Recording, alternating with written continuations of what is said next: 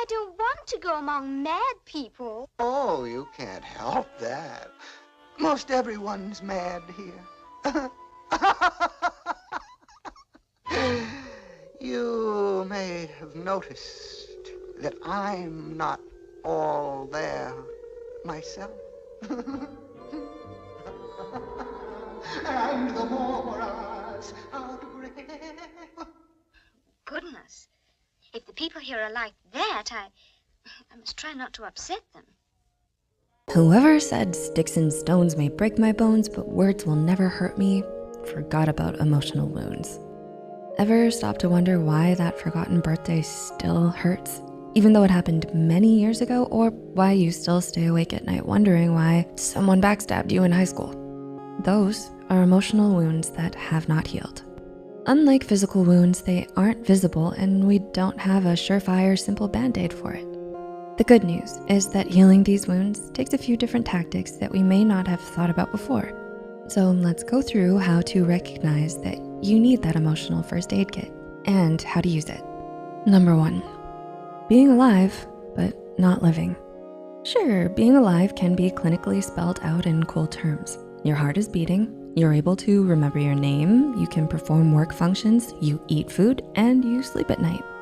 But living is different. It's when you follow a passion, do fun things, and do anything outside the bare necessities. Maybe you've lost a loved one, and since then you felt undeserving of happiness. So you cut yourself off from all these things. And before you know it, you start living in survival mode. You're alive, but not really. Step back, look at the situation. Understand that you have a right to grieve, to be angry, to be hurt. Connecting with others can help you understand that living your life is not causing these things to happen. You may, in fact, find that not living your life is in fact hurting those around you who are still there for you and care about you. Number 2, being disproportionately angry or sad or emotional or Emotional wounds are wounds. When wounds are still tender and raw, a breath of fresh air can feel like fire. You know yourself, you know what normally gets to you. And when you start getting angry at things where 2 seconds later you think, what was that all about? Why did I yell at them? That's a sign of a possible wound that needs attending. You might not even be getting something directed at you. You could be looking at random paint colors and suddenly you're sobbing. You're not losing your mind. It's your emotions trying to communicate to you, saying, hey, you have some processing to do so we can get to healing.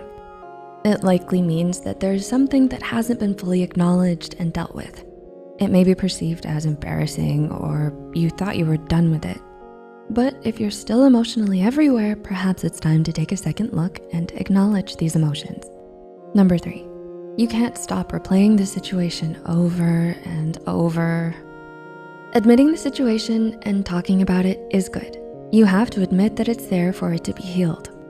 But if you keep talking about it without direction or purpose and on repeat, it's gone from helpful to harmful.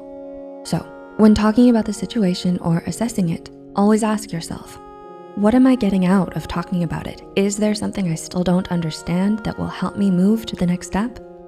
And ask yourself honestly if you're repeating things because you're denying what you already know, but hoping to get a different answer. This is not closing a wound, it's reopening it and undoing all the hard work you've done before. Number 4, self-growth stunted by fear. Part of living or experiencing life is continuing to grow. Learn and reach out. Being hurt emotionally can make you hyper-aware of other intense emotional opportunities. For example, if you were in a harmful relationship, you may stop getting into relationships where you feel deep emotions.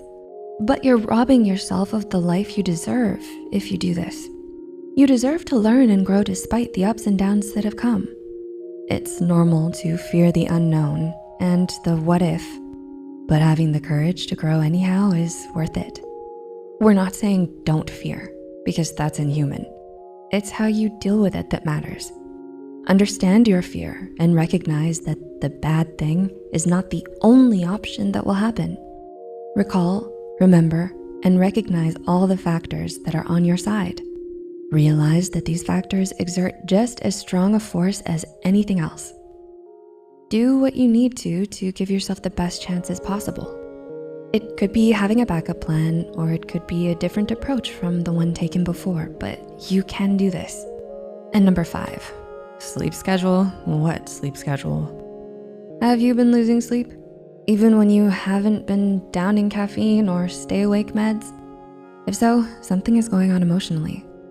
Ironically, getting good sleep is one of the things that will assist with healing that wound. So, tackle this by getting yourself an honest-to-goodness routine. That's right, sleep prep. Here are a few suggestions to get you started making your own personalized routine. No food or electronics 1 hour before your goal sleep time. Meditate to calm and quiet your mind. Sip some warm tea with natural calming agents like chamomile. Sleep helps your whole you recoup. Persistence and courage are required to heal emotional trauma. Many of us can agree that emotional trauma cuts deeper and lasts longer than most physical injuries. With something so complex, it's easy to feel like we have no choice but to hurt forever. But that's not true. If we can choose to put in the time and the effort, we can choose to heal, and we don't have to do it alone. To navigate this journey, it's normal and even encouraged to speak to the guidance of a seasoned professional. You are worth the time and effort. Don't rob yourself of the best life you could live.